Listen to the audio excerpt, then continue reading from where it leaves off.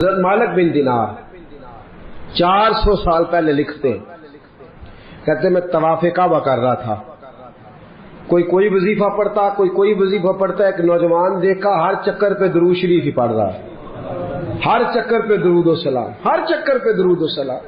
فرماتے میں نے بازو تھاما، اس کے 7 چکر پورے ہوئے تو میں نے نکال لیا، میں نے کہا تجھے اور کچھ نہیں آتا؟ کہنے لگا الحمدللہ، الحمد سے لے کر بناس تک سارا قرآن یاد ہے، تو پوچھ کیا پوچھنا چاہتا ہے؟ تو میں نے کہا تو ہر چکر پہ درود کیوں پڑھتا ہے؟ تو کہنے لگا جس سے کچھ ملے وہی کام کرنا ہے نا، اپنا نفع دیکھ کے چلنا ہے نا۔ تو میں نے کہا نفع کیا ہے؟ کہنے لگا آپ کو کیوں بتاؤں؟ تو میں نے کہا مجھے جانتے ہو میں مالک بن دینار ہوں۔ کہنے لگا حضور آپ نہ پوچھتے تو بتاتا نا، میں اپنے والد کے ساتھ حج کرنے آ رہا تھا، رستے میں پردیس میں پوزیشن خراب ہو گئی، ابا جی بیمار ہو گئے، مغرب کی نماز کے بعد اچانک ان کی طبیعت بگڑی اور وہ انتقال کر گئے، ایک میں ایک میرے والد، تیسرا شخص کوئی نہیں۔ کہتے ہیں بڑا پریشان، ایک میرے پاس لالٹین، ایک دیا، ایک روشنی کا بندوبست ابا جی کے چہرے کے قریب کیا تو چہرہ کالا سیاہ ہو گیا، رات بھی اندھیری، جنگل کا زمانہ، شالا پردیسی کوئی نہ تھی وے، کخ جنا تو پارے۔ کہتے ہیں رستہ بڑی پریشانی، جب میرا کوئی بس نہ چلا تو ایک درخت کے ساتھ ٹیک لگا کے بیٹھ گیا، رونے لگا یا اللہ کو مہربانی کر۔ کہتے ہیں نظر نیچے تھی تو خوشبو آنے لگ گئی، خوشبو مہکی، ذرا میں نے آنکھ کھلی تو میں نے ایک نور چمکتا دیکھا۔ کہتے ہیں میرے قریب سے کچھ لوگ گزرے، لگا یوں کہ یہ زمین کے باسی نہیں، یہ دنیا کے رہنے والے نہیں۔ 5 لوگ گزرے، 4 ستارے تھے اور درمیان میں ایک آفتاب تھا۔ کہتے ہیں وہ گزرے، میرے قریب سے گزرے تو میں کھڑا ہوا، میں نے کہا کہیں جا رہے ہیں، ان کے ارد گرد نور ہی نور۔ کہتے ہیں میں حیران ہوا کہ میرے باپ کی میت کے قریب جا کے وہ کھڑے ہو گئے، ایک نور والے، ایک روشنی والے، ایک خوبصورت مکھڑے والے نے، جو ان 4 کے مجھے سردار لگتے تھے، انہوں نے جیسے ہی میرے ابا جی کے چہرے سے نقاب ہٹایا اور پھر انہوں نے میرے والد کے چہرے پہ ہاتھ پھیرا، ظلمت کو ان کے نور نے کافور کر دیا، جس پر پڑی نظر اسے بھی نور کر دیا۔ بعد مرن دے مکھڑا میرا ہو جاوے جے تازہ، سمجھ لینا محبوب میرے نیان پڑھیا جنازہ۔ فرماتے ہیں چہرے پہ ہاتھ پھیرا تو میرے باپ کا چہرہ نورون علی نور ہو گیا۔ فرماتے ہیں وہ اوپر کپڑا دے کے دوبارہ پیچھے کی طرف پلٹے تو میں قدموں میں بیٹھ گیا۔ توجہ ہے آپ کی؟ کہتے ہیں میں قدموں میں بیٹھا، میں نے کہا اس پردیش میں، اس دکھ میں، اس تکلیف میں آنے والوں کون ہو؟ کہتے ہیں ان میں سے ایک چھوٹے قد والے نورانی چہرے والے بولے، کہنے لگے تو نہیں جانتے میں علی ہوں، یہ عثمان ہے، وہ ابو بکر ہے، یہ عمر ہے، اور تجھے پتہ ہے یہ جو نورانی چہرے والے ہیں یہ اللہ کے محبوب ہیں، مدینے سے آئے ہیں۔ کہا اس غربت میں، تنہائی میں، اس دکھ میں میرے رسول پاک نے پیچھے رخ پھیرا، کہتے حضور نے سینے سے لگایا، فرمایا فکر نہ کرنا، سویرے فوجیں آئیں گی جنازہ پڑھنے، سویرے فوجیں آئیں گی، فکر نہ کرنا۔ کہتے میں قدموں سے لپٹ گیا، اتنی بھی جلدی کیا ہے، ذرا ٹھہر جائیے، ساری عمر گزار کے آئی ہے یہ گھڑی۔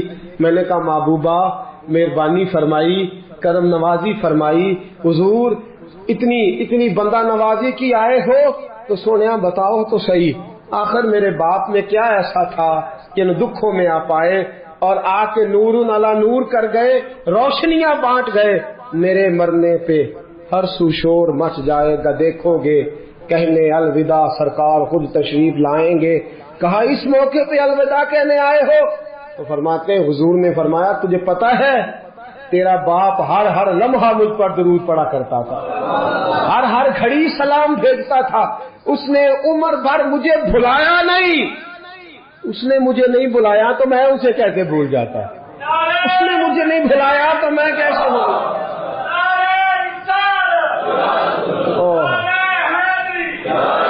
وہ شخص کہنے لگا بس صبح میں نے دیکھا کہ فوجوں کی فوجیں آئیں، فوجوں کی فوجیں آئیں، میرے والد کا جنازہ اٹھا تو خوشبوئیں پھیل گئیں، حضرت مالک بن دینار سے کہنے لگا کچھ تو سن سن کے پڑھتے ہیں، میں تجربہ کر کے درود پڑھ رہا ہوں، میں تجربے کے ساتھ پڑھ رہا ہوں اور میری نفس نفس درود پڑھتی ہے، میرا ایک ایک سانس درود پڑھتا ہے، میری زندگی درود پڑھتی ہے۔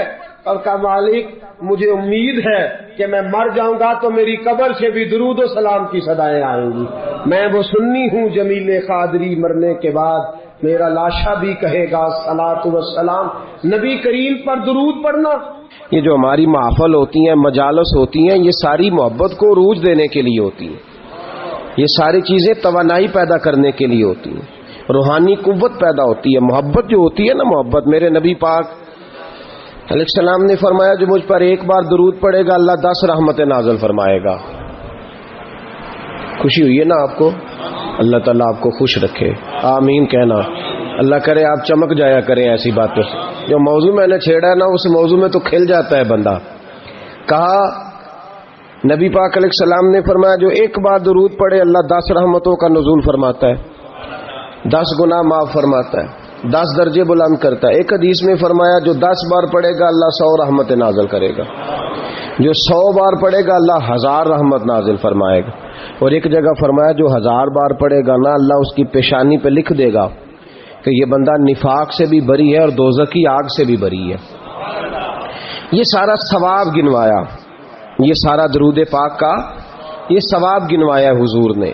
فرمایا درود پڑھو گے قیامت میں روشنی ملے گی، درود پڑھو گے قیامت کے اندھیروں میں تمہیں نور ملے گا، ثواب گنوائے۔ ایک حدیث میں کیا لفظ ہے؟ ایک بار پڑھو 10 بار پڑھو 100، یہ ثواب ہے۔ اور ایک حدیث میں کیا فرمایا؟ فرمایا اسمعوا صلاۃ اہل محبتی، ہاں اگر تو محبت سے پڑھے گا تو حضور اس کا کیا ثواب ہے؟ فرمایا اس کا ثواب یہ ہے کہ تو پڑھے گا اور تیرا رسول اپنے کانوں سے تیرا درود سنے گا۔ آج بڑے وظیفے درود و سلام کا بڑا ذکر ہوتا ہے، لیکن میں دیکھتا ہوں اس کے خلوص سے ہمارا مزاج خالی ہوتا جا رہا ہے، خالی ہوتا جا رہا ہے ہماری طبیعت۔ بہت کم لوگ ہیں جو کہتے ہو میں 1,00,000 روز پڑھتا ہوں، 2,000 50,000 20,000، یہ مزاج ہی ہم نے چھوڑ دیا۔ نبی کریم سے محبت کا پہلا درجہ درود و سلام ہے۔ اگر آپ درود و سلام نہیں پڑھتے تو ناقص ہے محبت۔ بھائی کیسا تجھے پیار ہے کہ تو محبت کے ساتھ درود و سلام بھی نہیں پڑھتا؟ تو کم از کم ایک دن میں 500 بار ضرور پڑھا کریں۔ پڑھیں گے انشاءاللہ؟ فجر کے بعد کتنا پڑھنا ہے؟ 100، زور کے بعد، عصر کے بعد، ٹائم کتنا لگتا ہے جی؟ 10 منٹ، کل کتنے ہو گئے؟ 50 منٹ بس۔ اگر تو پیچھے پلٹ کے میرے دوست کا بھی دیکھے نا تو تیرے نبی ساری رات ہی تیرا ذکر کرتے رہتے ہیں، یا اللہ اسے بخش دے، یا اللہ اسے معاف کر دے۔ تو 50 منٹ نہیں دے سکتا درود و سلام کو۔ اور میں کہا کرتا ہوں، امام سخاوی سے کسی نے کہا تھا حضور کی زیارت کرنے کو دل کرتا ہے، تو آپ نے فرمایا رات بستر پہ خوشبو لگا لے، وضو کر لے، کعبے کی طرف چہرہ کر لے، درود پڑھتے پڑھتے سو جا۔ جس مصطفیٰ پہ تو درود پڑے گا وہ خواب میں آ کے تجھے جلوہ بھی دکھا جائیں گے، وہ خواب میں آ کے تجھے دکھائیں گے۔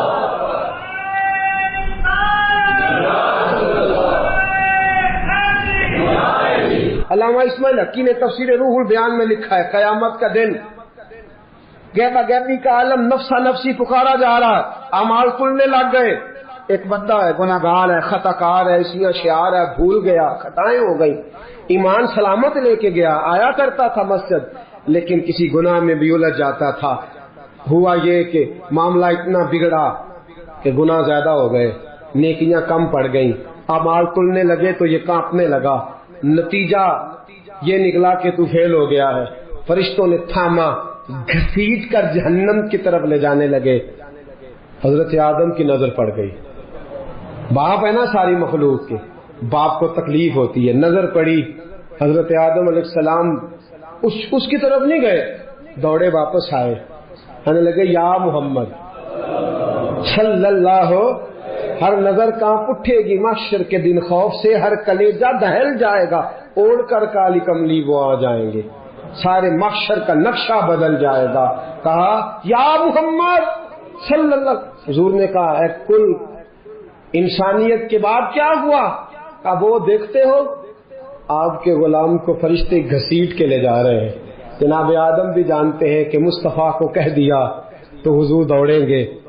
حضرت علامہ اسماعیل حقی نے لکھا ہے کہ نبی کریم بھاگتے ہوئے تشریف لے جائیں گے. فرشتوں سے پوچھیں گے کہاں لے جا رہے ہیں؟ دوستو توجہ کرنا ذرا میری بات پہ.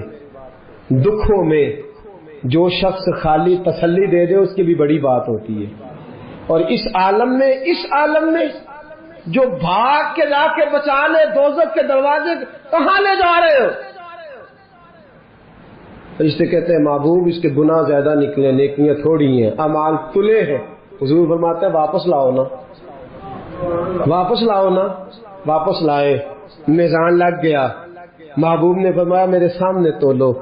جب تلنے لگے باقی ساری نیکیاں کرامن کاتبین نے لکھی ہیں.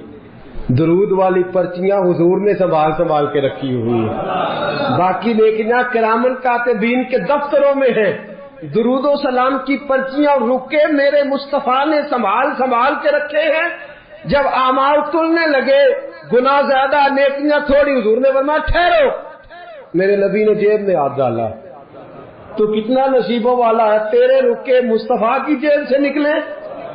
غور تو کرنا بھائی، میرا کارڈ کسی کی جیب سے، کسی کا کارڈ میری جیب سے نکلے تو کیا بات ہے. تیرے اور میرے نام کے رکے مصطفیٰ کی جیب سے جیب میں ہاتھ ڈالا. فرمایا یہ رکھو نا نیکیوں والے پلڑے میں رکھی کہ مصطفیٰ نے رکا دیا ہے یا عطا کر دیا ہے، بے حساب نواز دیا ہے. فرشتے کہنے لگے سونے ہم تو مجبور ہو گئے، یہ تو نیکیاں بڑھ گئی ہیں. حضور یہ تو پلڑا وزنی ہو گیا. چلو دوڑ جاؤ، بلاؤ جنت والوں کو بلاؤ. پتا سارا ہے سردار نو کیتیاں دا، پتا یہ پردہ چا پایا ہی پلا ہو سی. پتا سارا ہے سردار نو کیتیاں دا. قدموں میں بیٹھ گیا، پیر پکڑ لی، سونے میرے تو عمل ہی نہیں. پتا سارا جو حضور میرے تو عمل ہی نہیں، تو یہ رکا کدھر سے آیا؟ حضور نے فرمایا فلاں مجلس میں تو بیٹھا تھا، فلاں محفل میں تو بیٹھا تھا، تو نے میرا نام سنا، تو نے میرا ذکر سنا، تو نے میرا تذکرہ سنا، تو تو نے پیار سے درود پڑھا. اسمعوا صلاۃ لاہل المحبہ، جو محبت سے پڑھے میں سن لیتا ہوں. میں نے تیرا سنبھال کے رکھا تھا، تیرے کام آ گیا. دوستو دنیا کی مہمات میں تو بندہ باقی جاتا ہے، پھنسے گا قیامت کے دن اور بچے گا درود پڑھنے والا، حضور پر سلام پڑھنے والا، جس کی عادی ہوگی زبان درود و سلام کی. امام شافعی انتقال کر گئے. شاگرد نے خواب دیکھی. کہا حضرت جی کیا بنا؟ کہنے لگے خدا نے مجھے سجا سوار کے جنت میں بھیجا. کس طرح سجا؟ کہا حضور بھیجنا تو تھا، آپ محدث سے بہت بڑے فقہ کے امام سے، کیا بات تھی؟ کہنے لگے اس لیے نہیں، بات کوئی اور ہے. کہا حضور کیا؟ فرمانے لگے ایک دن میں کچھ کام کر رہا تھا، کوئی حدیث لکھ رہا تھا، باقی تو میں نے جلدی لکھ لیا، اور جب آیا نا نبی پاک کا نام مبارک، تو امام شافعی کہتے ہیں میں نے جتنی میری صلاحیت تھی میں نے پیار سے لکھا، پھر آگے میں نے پیار سے درود لکھا. میں نے قلم کو روکا، اتنا وقت پورے صفحے پہ نہیں لگا جتنا وہ حضور کے نام اور درود پہ لکھا. کہتے ہیں بس میں نے پیار سے لکھا تھا، پیارے رب کو پیارا لگ گیا. میں مرا، آنکھ کھلی، رب کریم نے فرمایا اس کو سجاؤ، جنت کا لباس پہلے پہناؤ، اس کے سر پہ امامہ رکھو، خوشبو لگاؤ، جنت میں لے جاؤ. یا اللہ یہ ساری نعمتیں. فرمایا دنیا میں تو مصطفیٰ کا درود سجاتا رہا ہے، تو حضور کا درود سجاتا رہا ہے، میں نے آج تجھے سجانے کا فیصلہ کر لیا ہے. مناظرے سب سے زیادہ درود و سلام پہ ہوتے اور ہم کرتے ہیں، لیکن میں اکثر ساتھیوں سے کہتا ہوں اسی ان سے مناظرے ہی کرنے ہیں. عمل اگر میں کبھی اپنے اجتماع سے پوچھ لوں نا اہل سنت والوں سے کہ تسی آندے ہو جی اسی تے درود والے آتے پڑھ دے کہ نہ ہو، کوئی نہیں. یاد رکھو بحثوں سے انقلاب نہیں آتا، عمل سے آتا ہے. آپ کا کوئی درود پڑھنا دیکھے گا تو مجھے آپ لڑائی کر کے درود پڑھوانا چاہتے ہیں، کوئی نہیں پڑھتا. اگر آپ کا درود پڑھنا کوئی پیار سے، خلوص سے، محبت سے، ناراض تو نہیں ہو جائیں گے؟ ایک بات کر دوں جی، اپنے خلاف کر لگا کر دوں. ایک شخص میرے پاس آ گئے، کہنے لگے جی ہماری گلی میں نا سویرے اٹھ کے ایک بندہ ہے، وہ کہتا ہے 111 باری سپیکر میں درود پڑھنا ہے تہجد کے وقت، پڑھنا چاہیے اسے؟ میں نے کہا نہیں پڑھنا چاہیے، اس لیے کہ اللہ کے نبی کریم صلی اللہ علیہ وسلم نے منع فرمایا ہے کسی کو تکلیف دینے سے. قرآن بلند آواز سے پڑھنا منع ہے جب کسی کو تکلیف ہوتی ہو. تو لوگ سوئے ہوئے ہیں، ایک آدھ 2-4 بار تو ٹھیک ہے، اب 111 بار ہی شروع کر دیا ہے. وہ شخص میرے پاس آ گیا، کہنے لگا کہ واقعی سنی ہوں. میں نے کہا یار یہ سنی نہ سنی ہونے کا تو نے کون سا رزلٹ نکالا ہے؟ کہتے سن درود ڈاک چھڑے. میں کہا تم ہی آنا مسیطے چلیے، 10 بغیر سپیکر تو کنا پڑھنا ہے، ناراض تو نہیں ہو جائیں گے آپ؟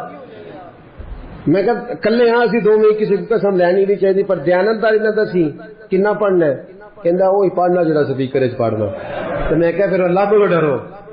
کیا دیکھیں نا کیا معاملہ ہے کہ کدھر جا رہے ہیں بھائی. میرے ہاتھ سپیکر آئے تو میں کہا جھوم کے پڑھو، تو سارے پڑھو، تے اچھی پڑھو، تے وقت تک پڑھو، اور اپنی باری آئے تو. اب میں ایک حوالہ دے دوں، بات ختم کروں. نبی کریم کی خدمت میں عرض کیا گیا یا رسول اللہ یہ بندہ لمبی نماز پڑھاتا ہے. حضور نے بلایا، فرمایا کیوں لمبی پڑھاتا ہے؟ کہا حضور مجھے مزہ آتا ہے. فرمایا لمبی پڑھنی ہو تو اکیلے پڑھنا، لوگوں کو پڑھا تو مختصر پڑھا، بچے بھی ہوتے ہیں، بوڑھے بھی ہوتے ہیں، بیمار بھی ہوتے ہیں. ہم لوگوں نے جو طریقہ درود و سلام السلام علیک ایھا النبی والصلاۃ والسلام علیک یا رسول صلی اللہ علیہ، جو آپ کا دل کرتا پڑھے، لیکن کو دکھا کے پڑھنا، بتلا کے پڑھنا، کسی شخص کو چڑھا کے پڑھنا ضروری ہے؟ درود تو ہم جب پڑھتے ہیں تو پتہ کسے دکھا کے پڑھتے؟ مدینے والے محبوب کو، رسول پاک کو دکھا کے پڑھو، حضور کو سنا کے پڑھو، نبی پاک کی طرف توجہ کر کے پڑھو. اختلاف درود پہ تو لڑائی نہیں نہ ہونی چاہیے، یہاں تو نہیں نہ ہونی چاہیے. تو ساتھیو درود و سلام جم کے پڑھیں، اتنا پڑھے. 3 فائدے ہیں درود پڑھنے کے جو میرے حضرت صاحب نے مجھے بتائے، میں آپ کو بتا دیتا ہوں، بات ختم کرتا ہوں. یاد رکھیں گے آپ انشاءاللہ؟ کتنے فائدے؟ میرے حضرت فرماتے ہیں درود و سلام پڑھنے والے کی زبان میٹھی ہو جاتی ہے. کک سوادنی مشری اندر کھنڈا می چک ڈٹیاں، اینا ساریاں گلاں نالو گلاں سجن دیاں میٹھیاں. درود پڑھنے والے کی زبان فرماتے ہیں دل نرم ہو جاتا ہے. یہ میرے صاحب نے مجھے بتایا، دل اور روح پاک ہو جاتی ہے. یہ رسول اللہ کا کرم ہے کہ اللہ نے ہمیں ان کی امت میں پیدا فرمایا ہے. یہ کرم ہے، نبی پاک کا صدقہ ہے. تو حضور کے احسانات تقاضا کرتے ہیں کہ نبی پاک صلی اللہ علیہ وسلم پر زیادہ سے زیادہ درود و سلام پڑھا جائے. پھر درود و سلام اللہ کی رضا بھی ہے. اللہ چاہتا ہے کہ میرے بندے میرے نبی پر درود پڑھے. درود و سلام نبی پاک صلی اللہ تعالی علیہ وآلہ وسلم پر اللہ کی رضا بھی ہے، اور خود نبی پاک کی بھی رضا ہے کہ لوگ ان پر درود پڑھیں. یہ جو سورہ احزاب کی آیت ہے نا، ان اللہ و ملائکتہ یصلون علی النبی، یہ اس کا شان نزول ذرا دیکھیے گا کیا ہے. پہلے تو لوگ مقابلہ کرتے رہے حضور علیہ السلام کے ساتھ، فکری مقابلہ جاری رہا. فکری وہ کہتے تھے نہیں ایک خدا کیسے نظام چلا سکتا ہے، معاذ اللہ ممکن ہی نہیں، زیادہ لوگوں کی ضرورت ہے، بت یہ وہ باتیں ہوتی تھی. پھر جب فکری اور علمی جگہ پہ ناکام ہو گئے تو پھر انہوں نے تلوار کی جنگ لڑنی شروع کر دی. بدر میں تلواریں لے کے آ گئے، احد میں تلواریں لے کے آ گئے. جب وہاں بھی ناکام ہوئے تو شخصی اعتراض، جب کوئی بندہ کسی شخص کی قوت کا، طاقت کا، علم کا جواب نہیں نہ دے سکتا، پھر وہ شخصی اعتراض کرتا ہے کہ انجدہ ہے تو بندہ ہی نہیں ٹھیک. اب یہ کیا ہے؟ شخصی اعتراض وہ لوگ کرتے ہیں جو بڑے نچلے طبقے کے لوگ ہوتے ہیں، چھوٹے ذہن کے لوگ. کسی کی ذات پر اعتراض کرنا، اس کی شخصیت کو مورد الزام ٹھہرانا، یہ چھوٹے لوگوں کی بات ہے، چھوٹے لوگوں. جب کسی شخص کو آپ چھوٹی بات کرتے دیکھیں نا تو سمجھے خود ہی بڑا چھوٹا ہے. جو بڑی بات کرنے والا ہوتا ہے وہ بندہ بڑا ہوتا ہے. کفار مکہ نے کیا کیا؟ شخصی اعتراض شروع کر دیے. نبی پاک پہ معاذ اللہ استغفر اللہ الزام لگانے شروع کر دی. اب میں ان الزامات کی طرف نہیں جاتا، وہ درد کا ایک معاملہ ہے، وہاں اگر بات چھیڑی جائے تو بڑی تکلیف دہ مسئلہ ہے. ایک بات صرف کرتا ہوں، ایک سب سے بڑا الزام یہ لگاتے تھے کہ حضور کی تو اولاد ہی کوئی نہیں، معاذ اللہ استغفر اللہ. پھر ایک بہت بڑا الزام یہ لگاتے تھے کہ انہوں نے 11 نکاح کیے ہیں، صرف 2 بیویوں سے اولاد ہوئی ہے، باقی جگہ پہ تو معاملہ ہی کوئی نہیں. پھر جب نبی پاک صلی اللہ علیہ وسلم نے کچھ مال غنیمت 5واں حصہ حضور کا تھا، تو وہ مال غنیمت کا 5واں حصہ حضور اپنے پاس رکھنے لگے. اس میں سے حضور نوازتے تھے غریبوں کو، مسکینوں کو. کہنے لگے پیسے آنے لگے ہیں تو انہوں نے بھی سمیٹنے شروع کر لیے. تو معاذ اللہ یہ الزامات، اب شخصی اعتراضات، ذات پر جب تنقید ہونے لگی تو حضور پریشان ہوئے. عام عزت دار آدمی کے بارے میں بھی کوئی شخص بات کرے تو اسے تکلیف ہوتی ہے. کائنات میں سب سے زیادہ عزتیں اللہ نے میرے نبی کو عطا فرمائی ہیں. کل کائنات کی عزتوں کے وارث رسول پاک ہے. ایک کونے میں مسجد نبی کے کونے میں روایت کے راوی حضرت ابو ہریرہ ہے، کہتے ہیں دونوں گھٹنوں کے اوپر یوں بازو لگا کے ان کے اندر سر رکھ کے حضور تشریف فرما ہے، مقدس آنکھوں میں آنسو کونے میں. اور نبی پاک نے جب چہرہ اٹھایا تو داڑھی مبارک سے آنسوؤں کے قطرے گرنے لگے. حضور کیا ہوا؟ کہا ابو ہریرہ دیکھ تو صحیح، کل یہ مجھے صادق اور امین کہتے تھے، کل یہ میرے نام کی مالا جپتے تھے، آج یہ مجھ پہ الزام لگانے لگے ہیں. ابھی جملے پورے ادا نہیں ہوئے، حضرت جبریل آئے، کہنے لگے سونیا رب فرماتا ہے یہ بکواس کرتے ہیں، انہیں کرنے دے. ان اللہ وملائکتہ یصلون علی النبی، ان کو کرنے دے جو کرتے ہیں. تیرا رب بھی تیرے اوپر درود بھیجتا ہے، اور اس نے سب فرشتوں کی ڈیوٹی لگائی ہے کہ میرے نبی پہ درود ہی بھیجتے رہو.